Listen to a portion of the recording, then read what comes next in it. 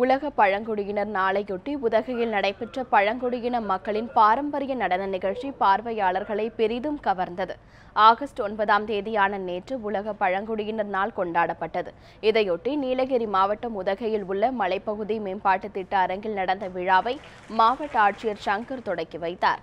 தோடர், கோத்தர், இருளர், குறும்பர், பணியர் மற்றும் காட்டுநாயக்கர் உள்ளிட்ட 6 இனங்களைச் சேர்ந்த பழங்குடியினர் இவ்விழாவில் பங்கேற்றனர்.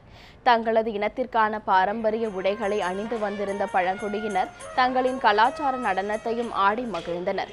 கூடலூரைச் சேர்ந்த குறும்பர் மற்றும் கரிக்கையூரைச் சேர்ந்த இருளர் இன மக்கள் பாரம்பரிய இசைக்கருவிகளை இசைத்து நடனமாடியது பார்வையாளர்களை பெரிதும் கவர்ந்தது. இன்று உலக பழங்குடியினருடைய தினம் அனுசரிக்கப்படுகிறது. நீலகிரி மாவட்டத்தில் இருக்கக்கூடிய பண்டைய பழங்குடியினரான 6 வகையான பழங்குடியினரும் சேர்த்து இங்கே செலிப்ரேட் பண்ணுறோம். கீழே தெங்கமரடா பகுதியிலிருந்து எருமாடு பகுதி வரை நீலகிரி மாவட்டத்தில் இருக்க அனைத்து பழங்குடியினரும் இன்றைக்கி வந்து சிறப்பாக பண்ணுறாங்க.